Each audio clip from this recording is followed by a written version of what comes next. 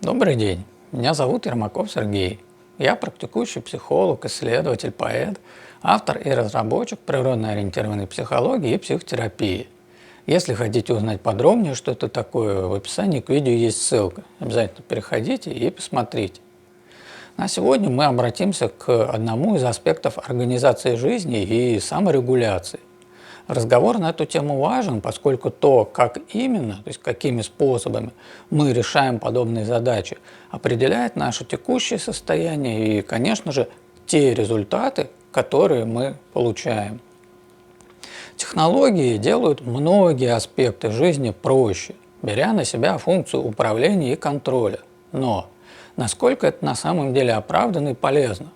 Поговорим об этом на примере использования смартфонов, умных часов, браслетов и различных приложений. Все хотя бы время от времени используют различные устройства и приложения в решении бытовых задач. Когда-то это что-то совсем простое, например, будильник, таймер или калькулятор в смартфоне. А иногда речь о более сложном функционале, который лишь кажется простым, например, заметки, напоминания, планировщики задач или приложения для тренировок, питания и сна. И тот факт, что что-то делает жизнь удобнее и проще, не означает, что это что-то является полезным для организма. Да, можно с уверенностью признать, что использование будильника или таймера в смартфоне никакого вреда не наносит, но так ли все однозначно в других случаях? Я не против использования технологий, когда это необходимо, но, скажем прямо, калькулятор в смартфоне используется людьми не для сложных математических вычислений, а для самых элементарных. Вот, например, чтобы узнать сумму за несколько товаров в магазине.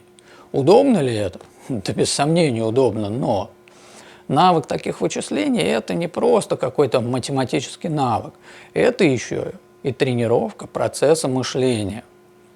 И вот каждый раз, когда вместо своего мышления и навыка счета человек использует калькулятор, организму наносится вред, пусть и весьма невидимый, потому что снижается его потенциал. Человек постепенно теряет часть навыка адаптации и развития. Такая же точно ситуация и с использованием приложений для заметок, напоминаний, планировщиков задач. Да, они удобны, но каждый раз, используя их, а не свою память и внимание, люди наносят вред качеству своей жизни в долгосрочной перспективе. Многие вот скажут, что информации и дел каждый день слишком много и все запомнить невозможно, но это неправда и самообман. Запомнить 10, 15, 20 задач на день не только возможно, но и необходимо, потому что функция тренирует орган.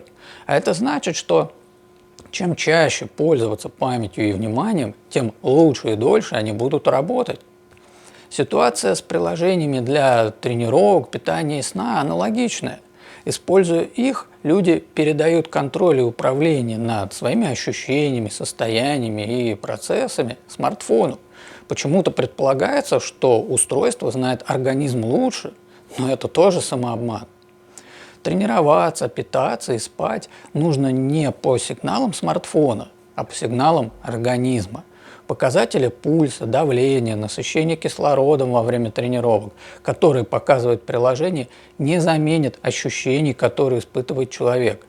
Количество полученных и потраченных калорий, которые показывает другое приложение, не заменит чувство голода или сытости, которое человек испытывает.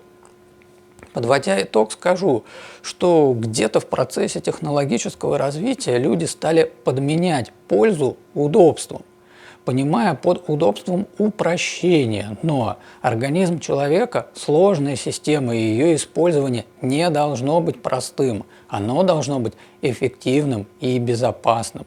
Безусловно, ситуативно удобство и упрощение максимально привлекательны, но на деле, особенно в долгосрочной перспективе, они означают утрату человеком контакта с собой, снижение способностей к адаптации, снижение познавательных и творческих способностей, увеличение количества нейродегенеративных заболеваний и психологических проблематик, снижение качества и продолжительности жизни. Бытовой контроль и управление над своими биологическими и психическими процессами отдавать нельзя. Ни одно устройство не знает ваш организм лучше вас. Ни одно приложение не сможет его лучше понять, настроить и использовать, чем вы. Только вы должны определять, что и как вам для себя делать. Здоровые границы можно сохранять, как раз развивая контакт с телом, а не отказываясь от него. В следующий раз, когда захотите использовать какое-то устройство для упрощения, задумайтесь, что вы делаете и к каким последствиям это может привести. Выбор за вами, но важно понимать, из чего вы выбираете. И вот на этой ноте будем разговор завершать.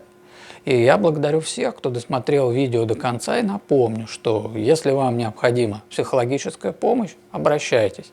У меня обширный опыт успешной работы с самыми разнообразными психологическими проблематиками.